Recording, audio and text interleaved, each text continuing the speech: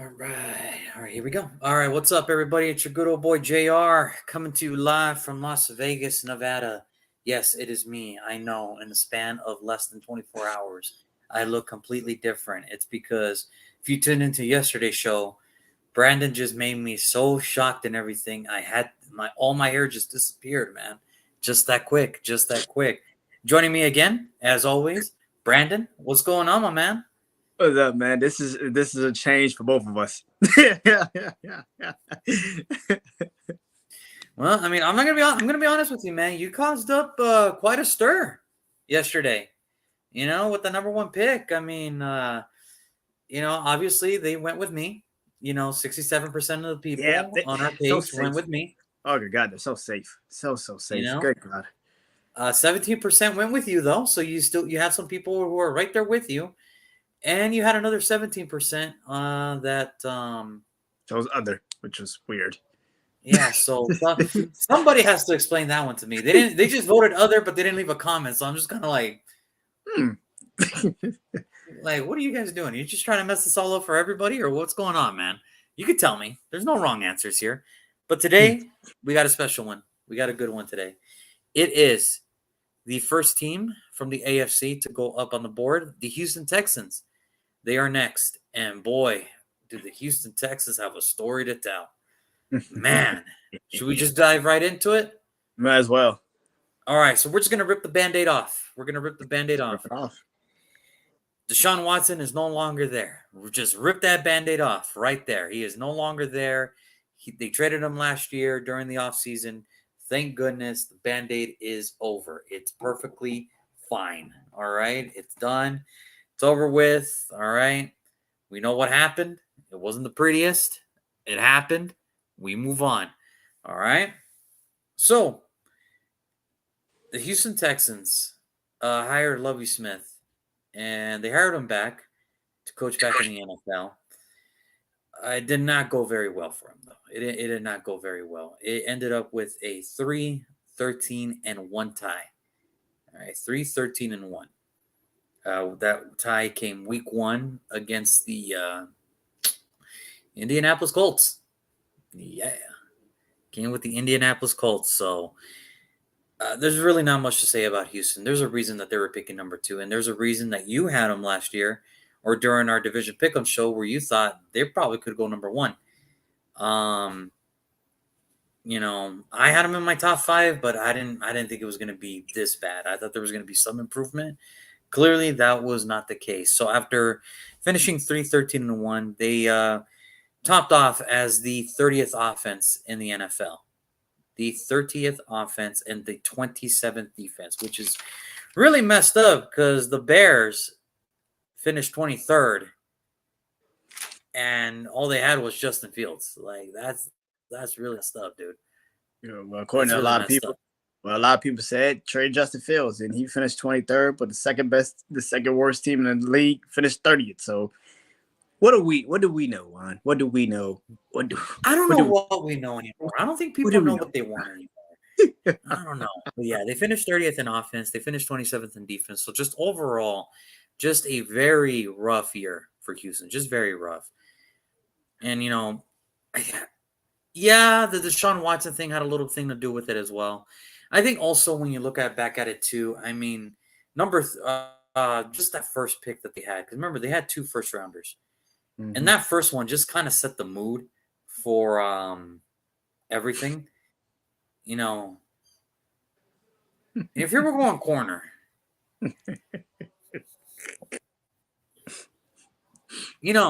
Sauce Gardner was kind of our Mm-hmm. favorite corner last year, Mm-hmm. and for good reason. And wouldn't you believe it? He won Defensive Player of the Year. Wow, shocking.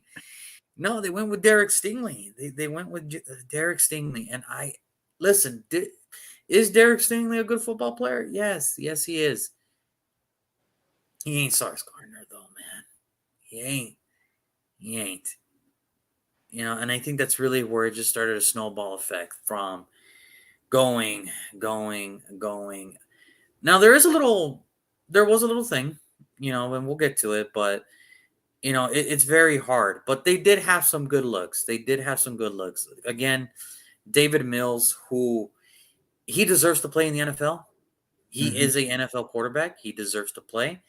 Again, led the team in passing again with 3,100 yards, and 17 touchdowns, 15 interceptions. So, exactly what you would want a, you know, backup quarterback to look like. Just one touchdown, one interception ratio. And that's what David Mills is. He is a good backup to have. All right. He can play. He's shown that he can play, and it's good for him. I think one of my favorite players this year, one of my favorite rookies this year, Damian Pierce, who was not selected into the fourth round, the former Florida running back, now starting running back for the Houston Texans. I think there was a clip where he trucked somebody, his helmet came off, still ran. An NFL general manager saw that and said, "Nah, we'll take him in the fourth." Smart. Smart. He actually finished with 939 rushing yards, 4 touchdowns, 30 receptions, 165 yards, and 1 touchdown. So he had a total scrimmage of over 1,000, and had he not missed a little time, he really would have gotten 1,000 rushing yards as a rookie. And also, if it wasn't back and forth with him or Rex Burkhead, he would have just started out at the gate. He probably would have broke over 1,000. Oh, easily. Yeah, easily. Yeah. And then stop me if you heard this before, a disgruntled wide receiver led the team again for the Houston Texans. Brandon Cooks, 699 yards with 57 receptions and 3 touchdowns. Now, this is where it kind of gets interesting.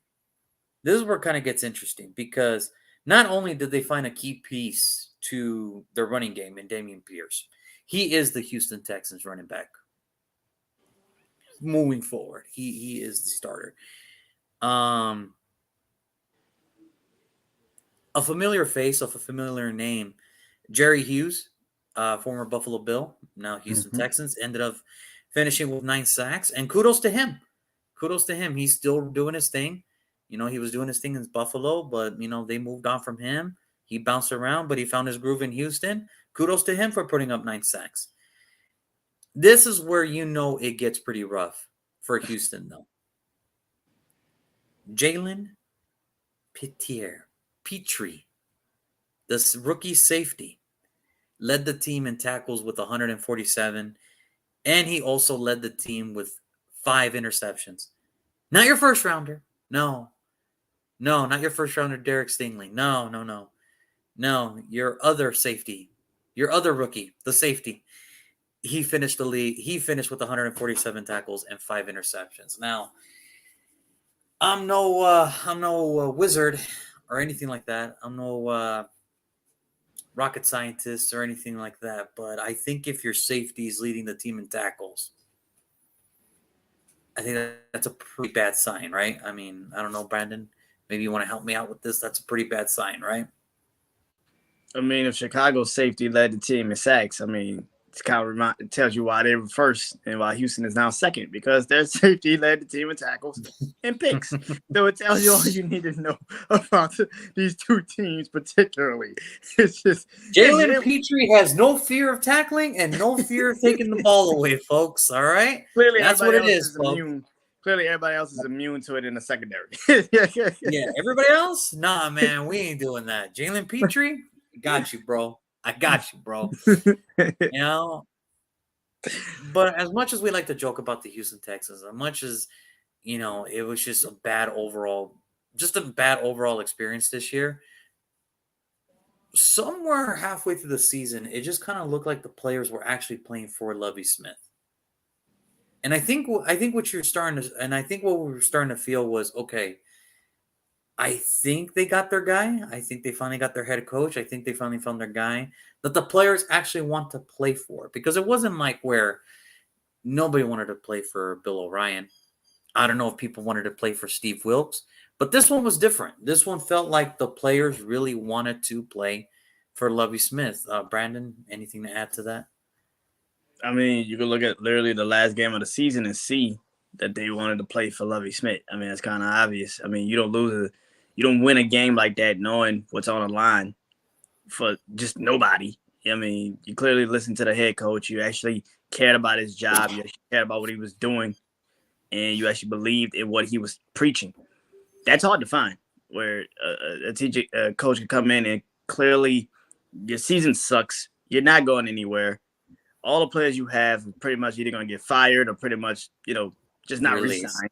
Yeah. It's just to the point where you already know your season is done. You're playing literally just for the first pick, and they decided that game to play their ass off and get that victory for you, regardless of how it now looks for us. Hindsight is like that was stupid, but hey, you still those players showed you right then and there that they care about their head coach, and that's something that no other team can really say.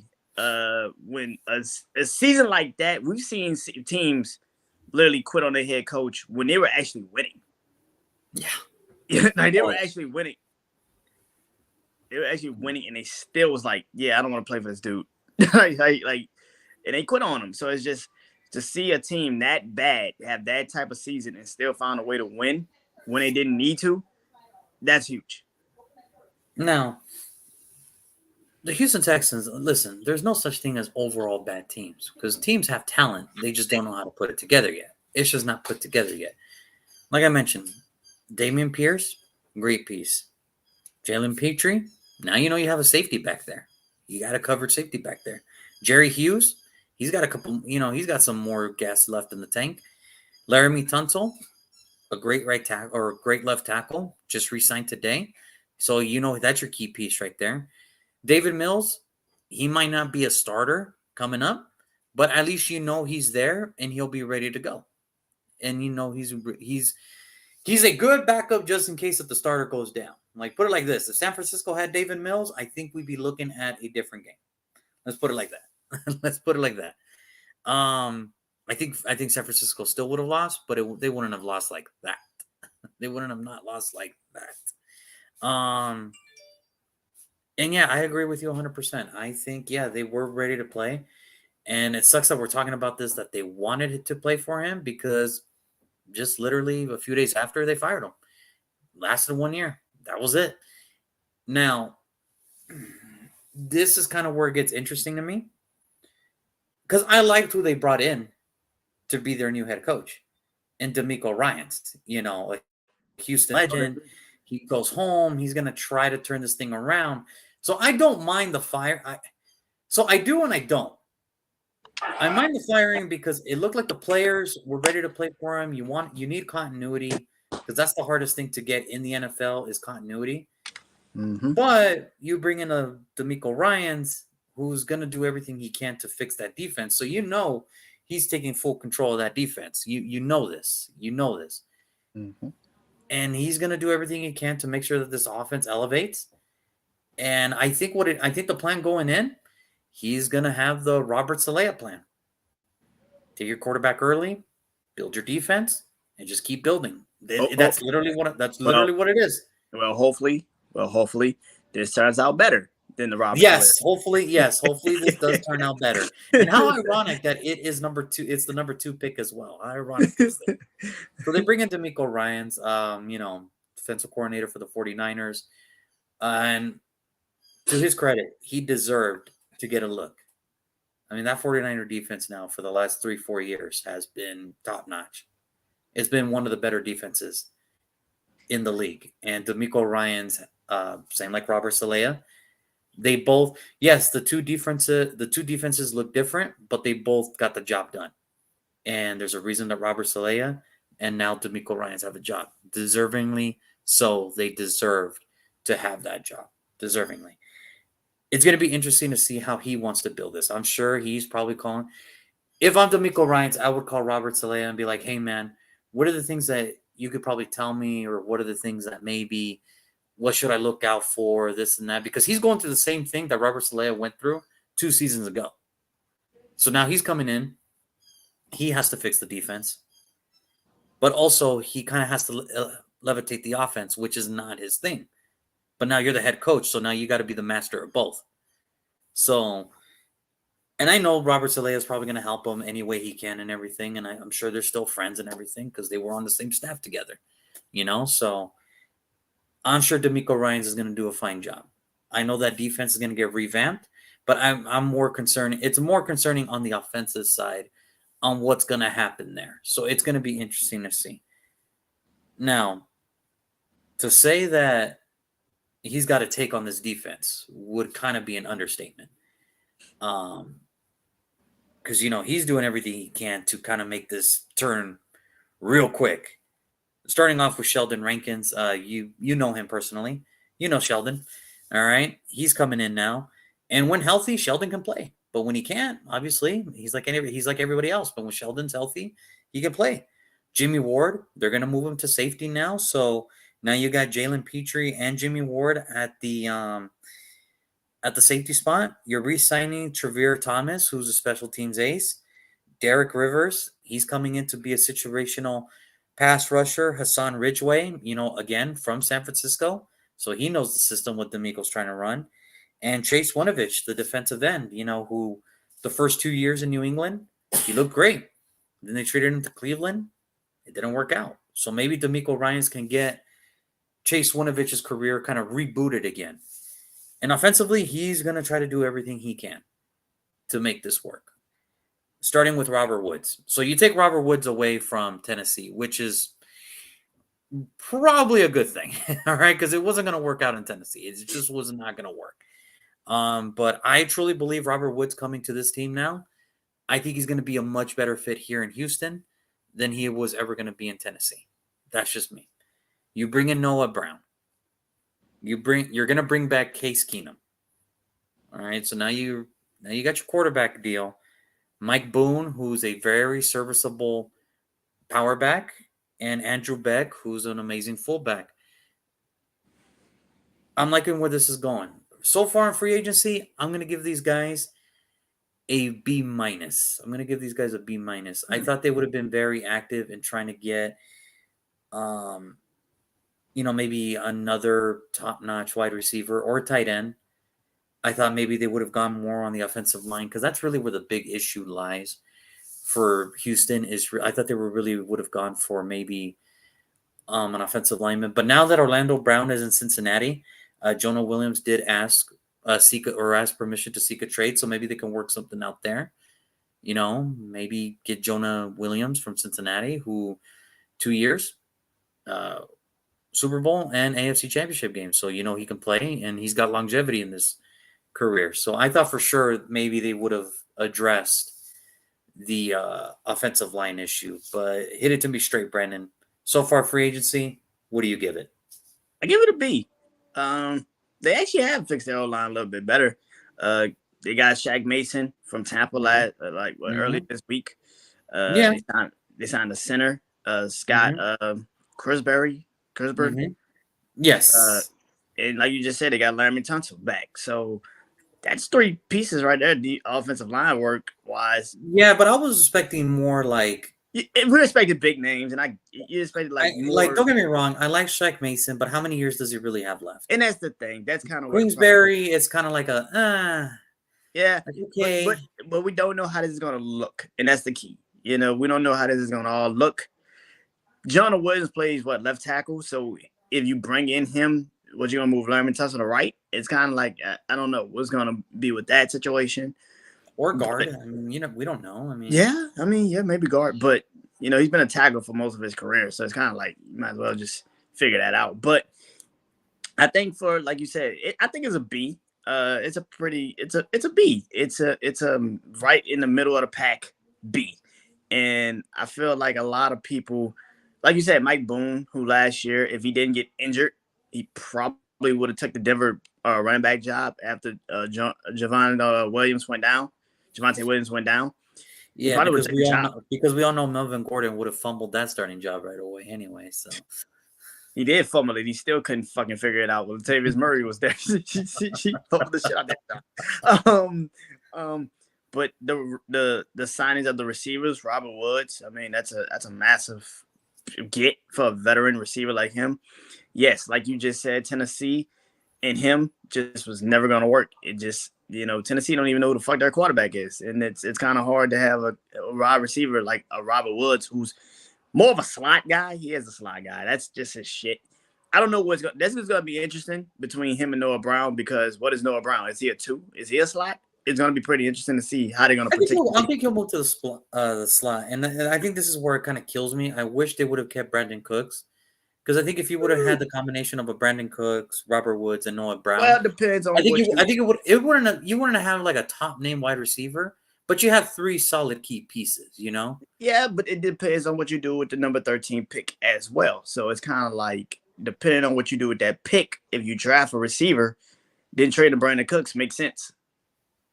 But if you don't, then it's like then it's stupid. Then you just completely fucked yourself, and I don't know what you're doing.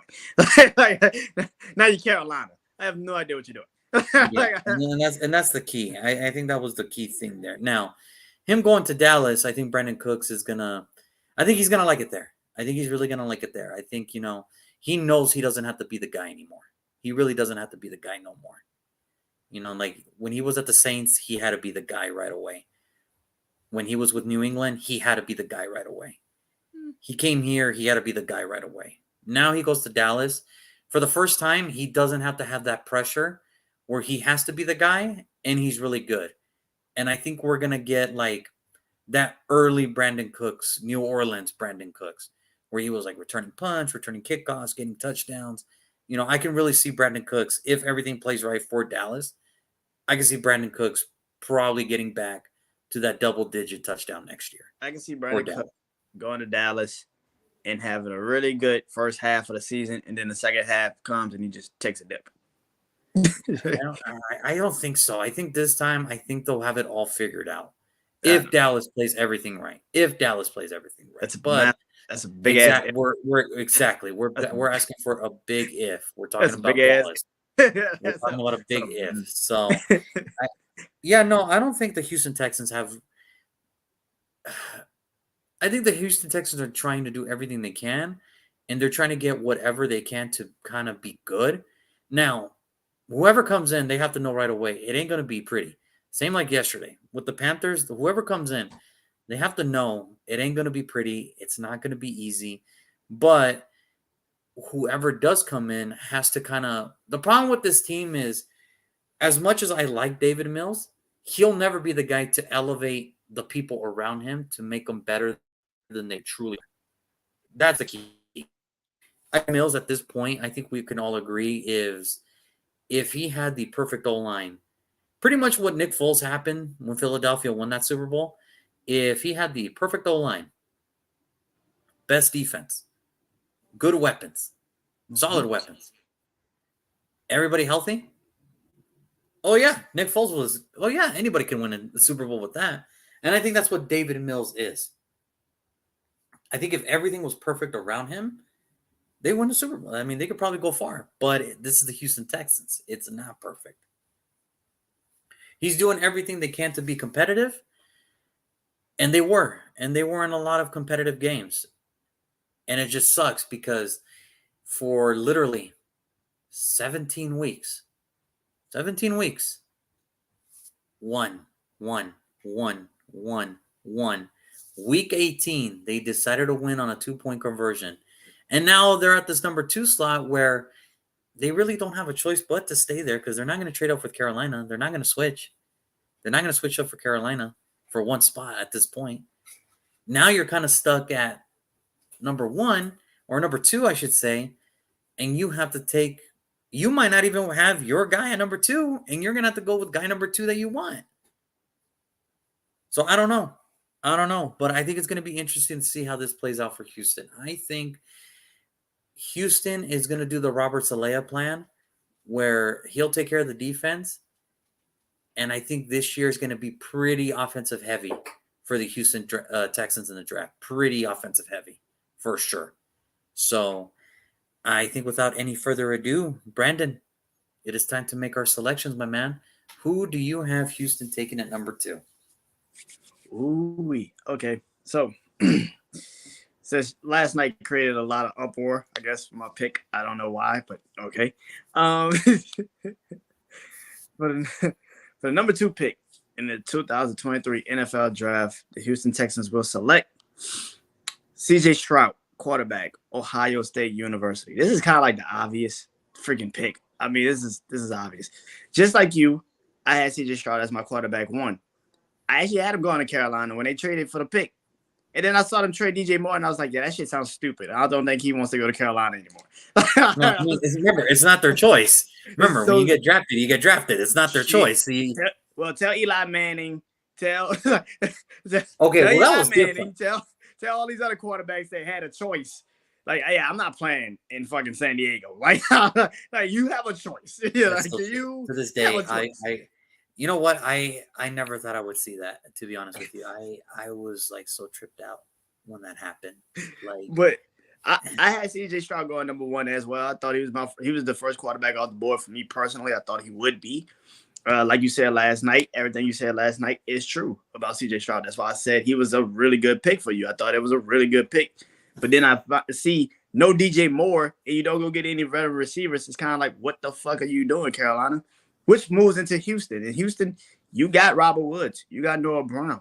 You traded Brandon Cooks. Yeah, it sucks. But looking at what you probably could do at the number 13 slot with the receiving people, the receivers in this draft, you could probably get a rookie receiver, and now you have a core between, CJ Stroud and a rookie receiver. So I think for me personally, I always felt like he would end up in Houston because I was like, even when Chicago had the number one pick, I always felt like he would end up in Houston.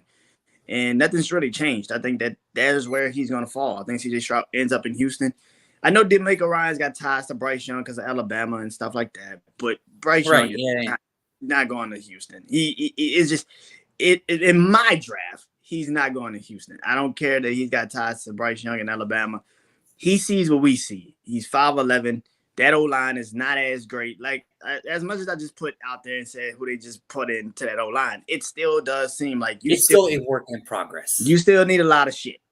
And then on top of that, yes, you have an amazing second-year running back coming back. That is going to be amazing to see. But for me personally, CJ Stroud is the best quarterback on the board. He can run. He can throw.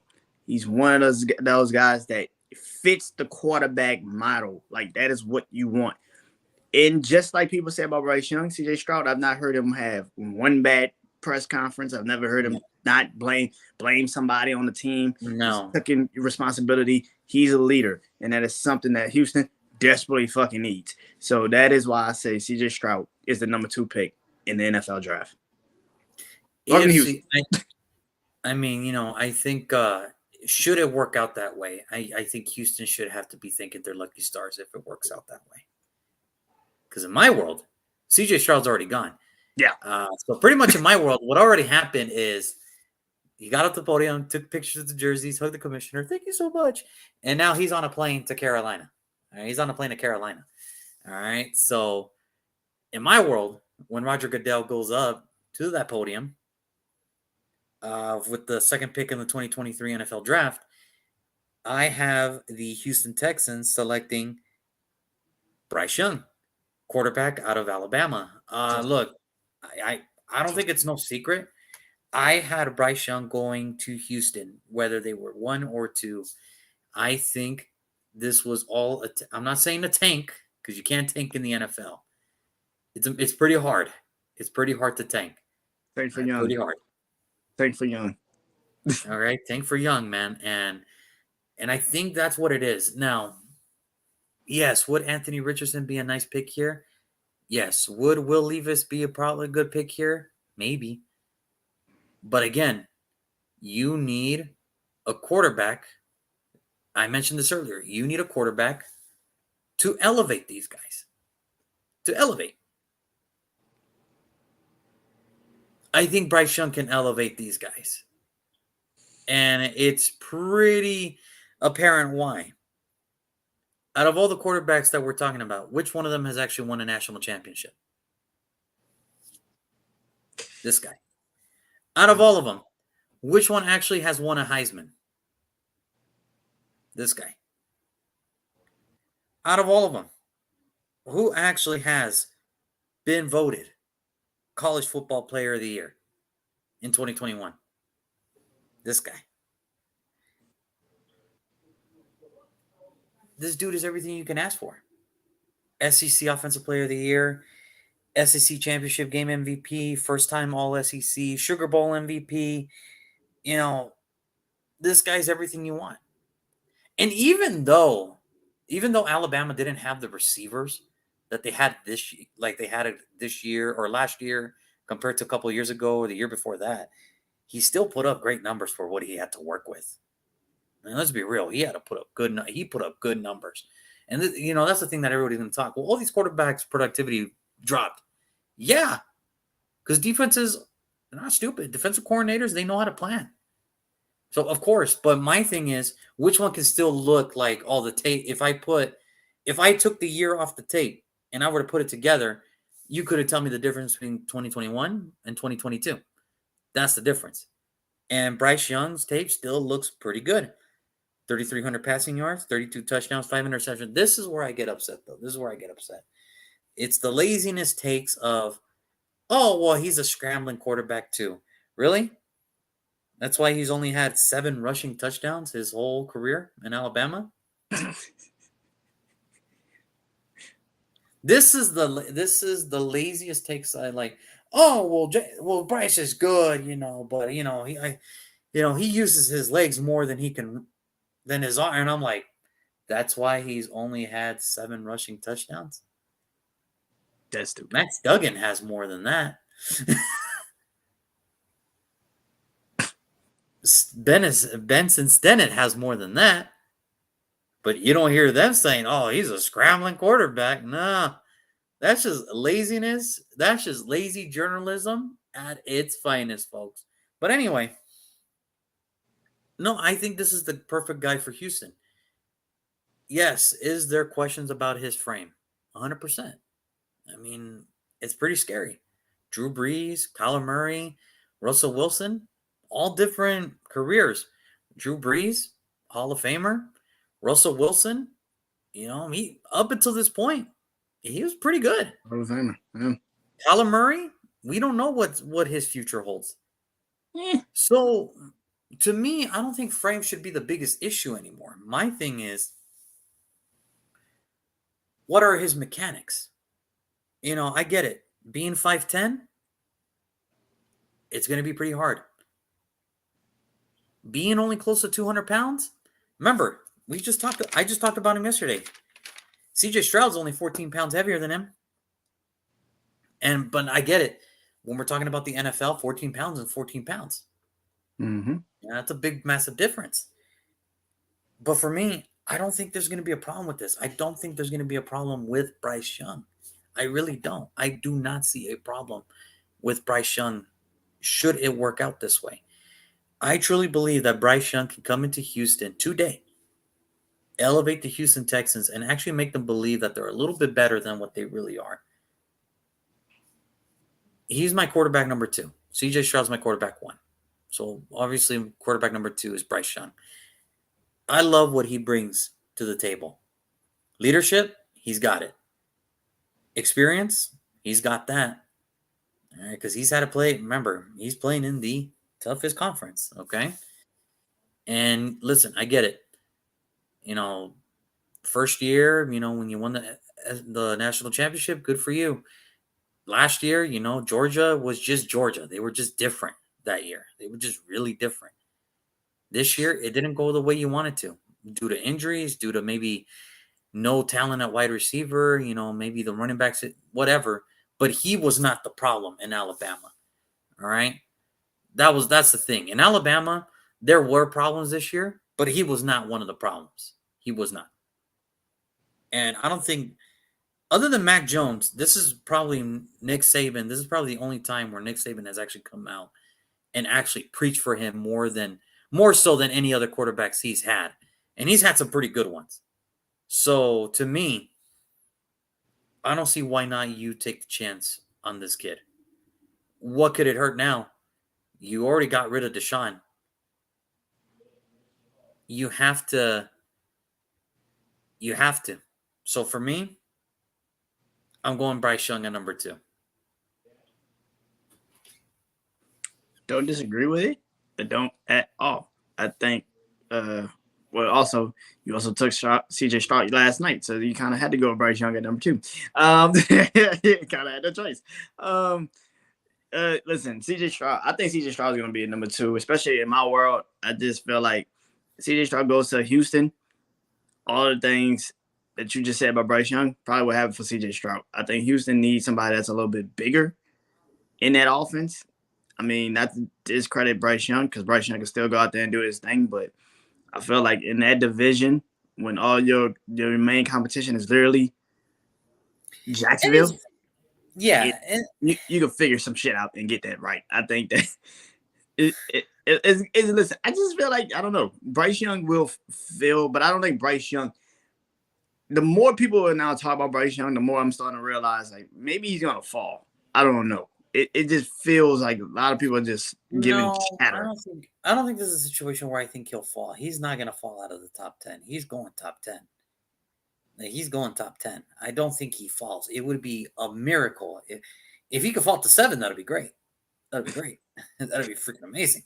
I'll be totally okay with that. If he falls to 7, that is awesome. Like, I need people to not like him, at least to the 7 pick. You know, like, I'll love him at 7. 1 through 6, hate him all you want. All right, hate him all you want. All right, I'll take him at 7. No, he's not gonna be there. He's not gonna be there. I have him 2 for a reason. All right, just for everything I just said. And look, just the same way we talked about Carolina yesterday about their division, we could say the same thing about the AFC South. Let's be realistic about it. Yeah. The Houston Texans, we know where they land. Yeah. We know where they are. Do you believe in Jacksonville? Can they do it again? I think they could do it again. Only because, not because of Trevor Lawrence, but because of who they have as a head coach in Doug Peterson. That's why I believe they can do it again. Not because of the players that are there. Like, don't get me wrong, the players got to play. But I think this is one of those situations where, like, yo, if it was anybody else, I don't think this team would be very good. I think Doug Peterson makes them better than what they truly are. And why do I say that? Because one's actually got a ring. So one's actually got a ring, and he earned it. He beat Bill Belichick and Tom Brady. All right. The Tennessee Titans, I don't think it's a surprise. I don't think it's a secret anymore. It's rebuild. Yeah, I don't know what Tennessee is. I don't know if they're a rebuild. It's rebuild. It's rebuild time. They let go of everybody. Every veteran that's there is now gone. It's rebuild time in Tennessee. Which is pretty freaking interesting. Taylor Lewan has not been signed by nobody. That's fucking weird. Well, I think Taylor Lewan's kind of like on the fence. Do I want to play? Because remember, he made enough in Tennessee. He made enough. That's a weird one. He hasn't been picked up by nobody. I'm like, what the fuck is going on? And listen, I think he wants to play. And who knows? Who knows? Maybe there's a team in the AFC South that does need offensive line help. Houston. Maybe there's a team out there, maybe that doesn't have a left tackle. Kansas City. Hey, just throwing it out there. Yeah. You're gonna go from protecting Ryan Tannehill to Patrick Mahomes. I think he likes his chances. I think he likes his chances. Yeah, that's like eating hot dogs one day and then end up eating steak the next for the whole rest of the year. Like, holy shit, this is different. This is great. Yeah, this is nice. You go from Costco hot dogs to filet mignon, man. Like, it's great. It's great, man. It's awesome. It's awesome. Sorry, Ryan. I like the Titans are not even in the subject, and yeah, he's still catching bullets. I'm not sorry. He sucks. It's like, oh, man. Yeah, it's tough, man. It's tough. And, no, but I think right now, I think what it comes down to is, especially with the first 2 picks, we know they're quarterbacks. Of course. We know this. Because, like I said, Carolina doesn't go from 9 to 1 for a wide receiver, safety, linebacker. Well, maybe linebacker, especially if it's Will Anderson. But funny as hell. I think they're pretty comfortable with Shaq Thomas and Brian Burns as their linebacker. I think they're okay. I mean, if they just add Will Anderson to that defense for Carolina, then that's just freaking unfair. Then that just sucks. But like, yeah, you can stop everybody, but you can't score. You'll stop everybody. You can stop everybody. You'll lose 9-6.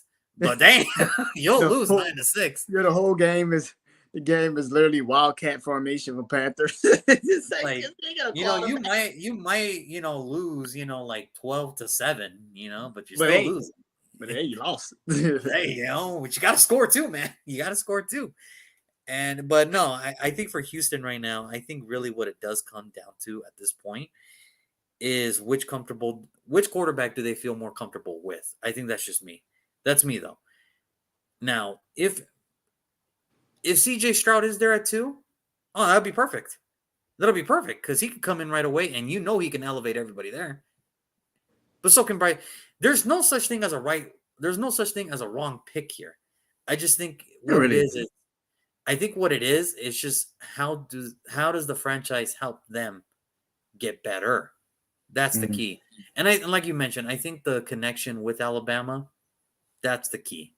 That's the key to all this. I think the connection there is just too obvious. I think they go Bryce Young at number 2. I don't disagree. I mean, if he's there, yeah, take him. But if CJ Stroud is there, now you got a dilemma. You got to take him.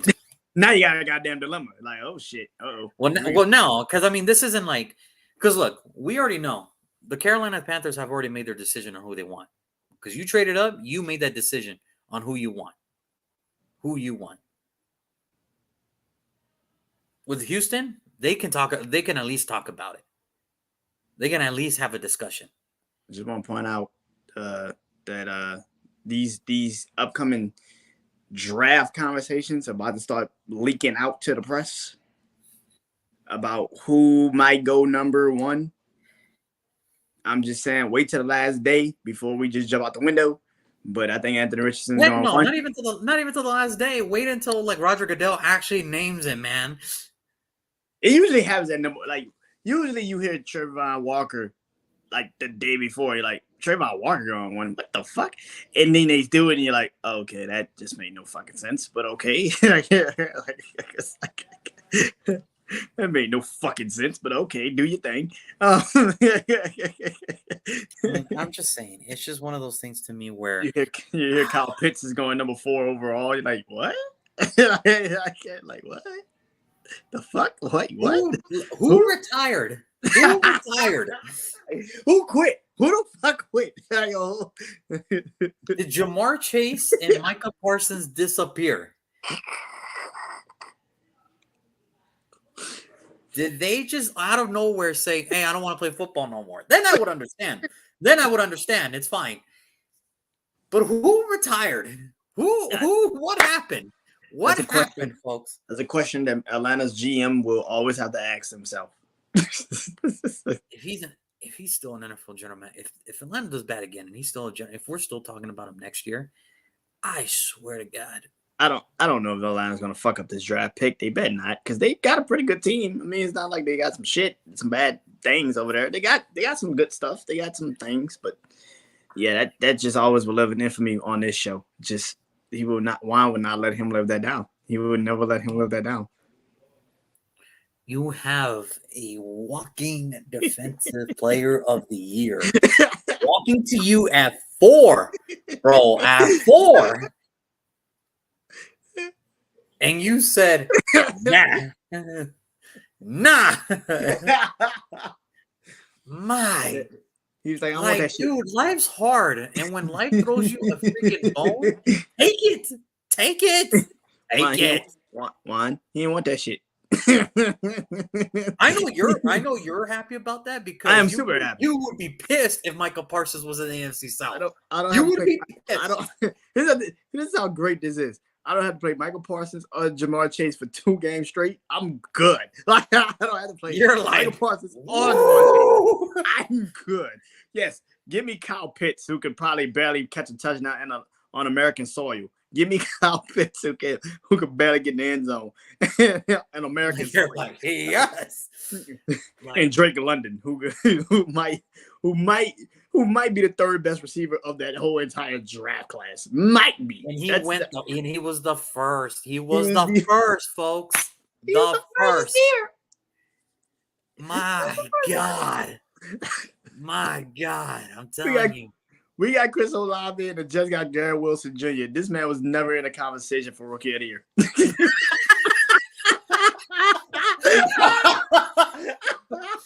I mean, for God's sakes, I think Tyler Lindenbaum had more of a shot on offensive rookie of the year. All right. Hey, Tyler Lindenbaum versus Baltimore last year, the rookie center. Yeah. He is everything that was advertised. Okay. He did great. All right. He did great. When he was healthy, yeah. When he was healthy. Yeah, when he was healthy, he showed, hey, man, this is why I was the best center coming out of the draft. Drake London, this dude can have 3 Drake Londons in him. He will still never match up to Tyler Lindenbaum at 50% health. It's like, dude, what the hell, Atlanta? What's going on? I think we texted each other. I was like, "What the hell is Atlanta doing?" And I was there. Look, man, being in Vegas last year for the draft was because usually when I watch the draft, it's just me and my brother, so we get to just be like, "Oh man, I wonder what's going on." What makes it better is when you're with other people, you know, and you get to see the raw emotions of fans. You know? So. Next to me, this is how it was. Next to me was a Jaguar fan, a Panther fan, and a Lions fan. Boy, when I tell you that when that Trayvon Walker name came up the screen number 1, that Panther fan went straight to the fucking ground. Crying. The old buddy behind me who was a Lions fan was like, go to the podium. Go! Don't make this harder than it has to be. Dude, when I tell you, and then behind the Panther fan was the Texan fan. When they took Derek Stingley, he just said, why? He said, why? Why? I don't know why. And dude, when Drake London's name came up, we all looked at each other and we're like, what the fuck? Is this for real? This is really happening. Yeah, I had that moment. The fuck? Really?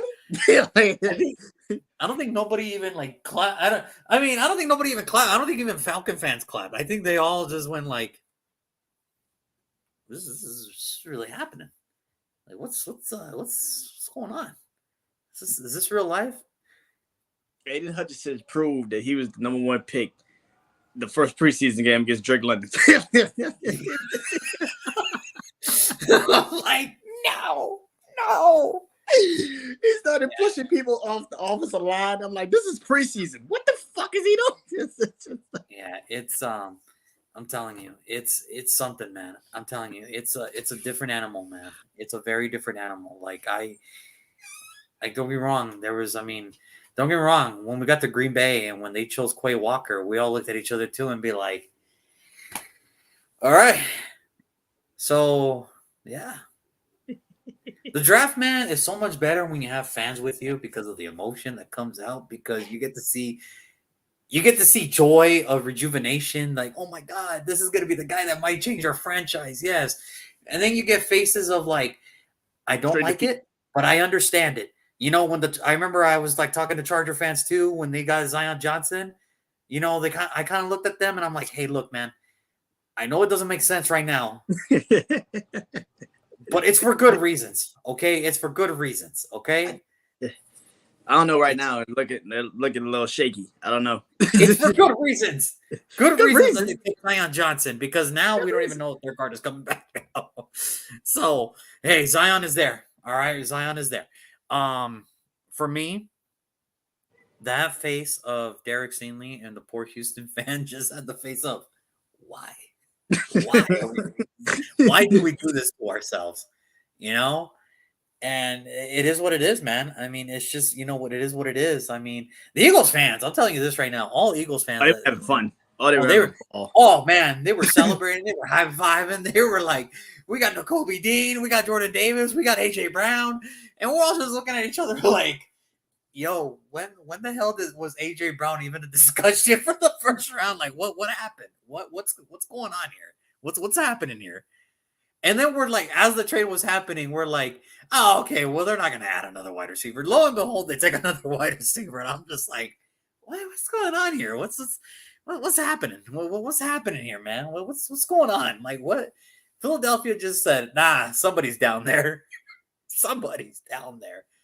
You know, and but like I said, nothing catches more raw emotion than actually being there live, hanging out with your friends and everything. But man, when I tell you, Trayvon Walker, Derek Stingley, Drake London, when they all came out, everybody just kind of looked and said, man,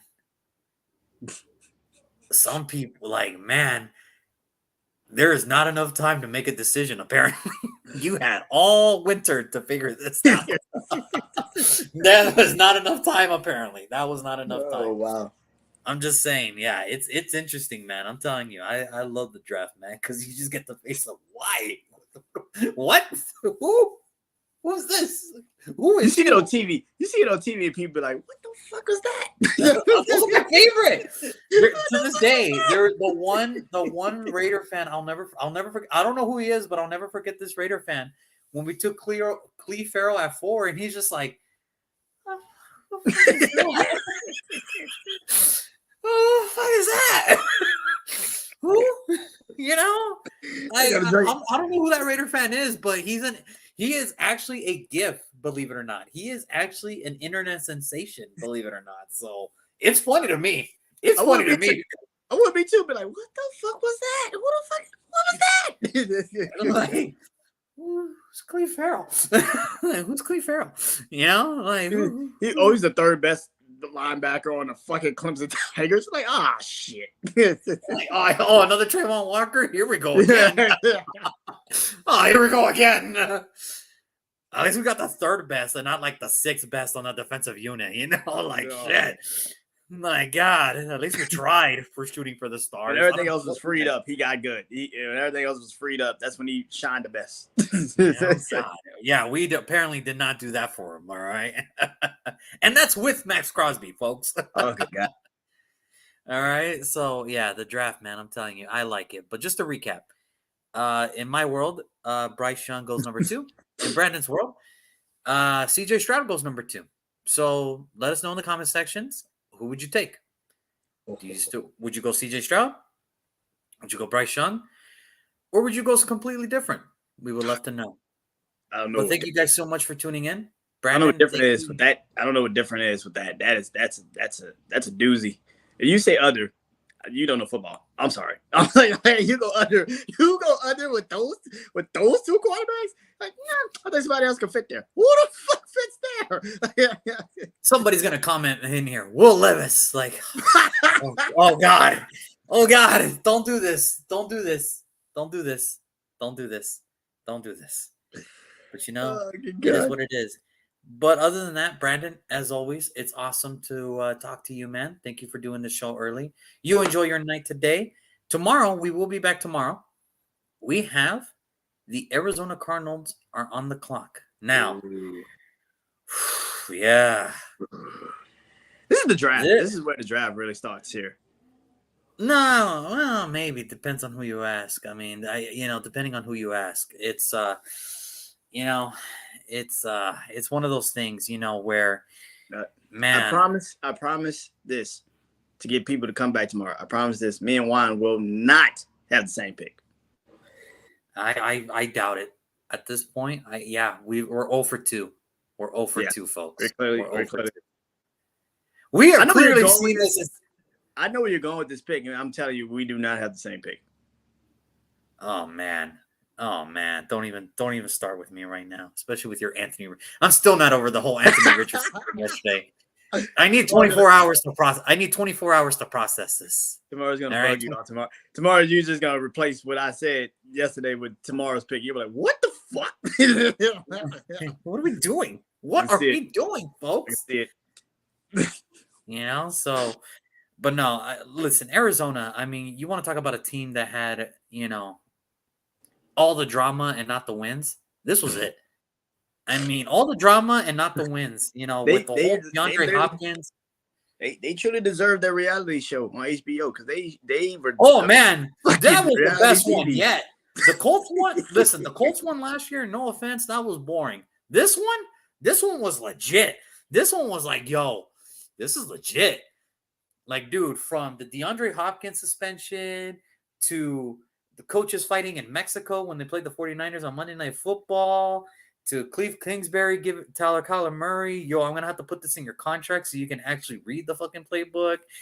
Yo, like, this was like the real world NFL edition, bro. Like, this is real, bro. Like, Man, the Arizona Cardinals last year, man, they were like a dangerous rubber band, bro. You just didn't know which way it was going to shoot. You don't know which way they were going to go this week, man. And, poor JJ Watt, he was just like, I think I'm ready to go. Yeah, I think I'm going to retire. Ronnie Hudson, the longtime center in the NFL, former All-Pro, he's probably like, I got my money. I think I'm ready to go. I'm good. I'm good. I'm ready to walk away too. He's like, I can't do this. I can't.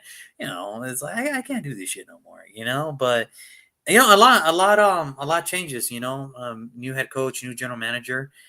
But I mean, so this is going to be everything. This is going to be really a thing where they have to fix this, and they have to fix this because they're strapped to Kyler Murray one way or the other. So they have to figure it out.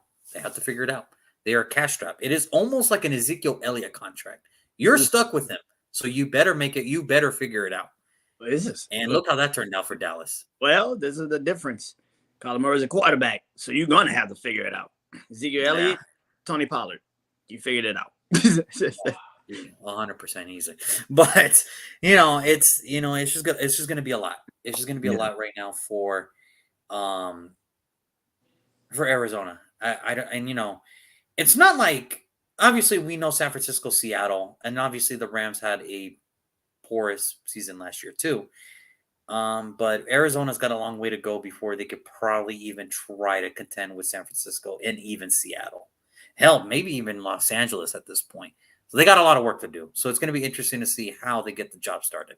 But let us know what you guys think. CJ Stroud, Bryce Young, other in the comment section. Brandon, thank you as always. You enjoy your night today, my man. I will see you tomorrow. Arizona fans, tune in tomorrow because it looks like it's going to be another doozy between me and Brandon. I have a feeling as we are not going to have we're not going to have the same pick. I doubt it now. I truly doubt it. And on the comment section, we do have one comment. We have Ralphie Salas.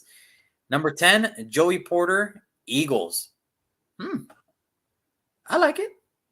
I mean, I can already tell you right now, me and him are not on the same page. Me and poor Ralphie are not on the same page right now at number 10. But, as far as now, we shall see how this all plays out, but we shall see. I'm already telling you right now, we're not on the same page.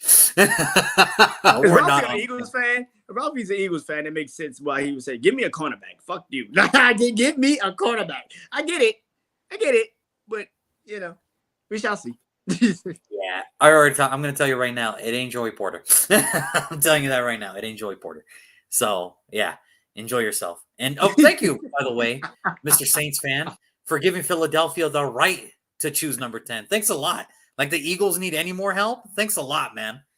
We did it to ourselves. No. You did this to everybody. You're hurting everybody. You did this to everybody. Which is still weird. I don't understand how we finished 4th in the division, but we ended up 10th. That shit sounds stupid. But anyway, who am I? I mean, we finished 3rd. Isn't that weird? 7th. Isn't it fucking weird? Like we're the last in the division, but we're picking 10th. That makes no fucking sense. I'm sorry. It just doesn't make any sense. Like, dude, we finished 3rd, and we're picking 7. We're picking before. I'm like something's not right. Something ain't right here, man. Yeah, they can't count records. I don't know what the fuck going on. I'm sorry. Strength of schedule. Excuse me. All right, my bad. A percentage point different. Like, what the fuck does that have to do with anything? I thought we were going by division standings, but what do I know? What do I know? I'm just a man. I'm just a man with needs. Apparently, I'm just a man that asks too much questions. I don't freaking know anymore. But it is what it is. But Brandon, as always, thanks for tuning in, man. Everybody, thank you for tuning in. We will see you guys tomorrow. Pick number 3, Arizona, is now officially on the clock. Let's see what Brandon has in store for us tomorrow. As always, see you guys later. Have a good Sunday. Peace.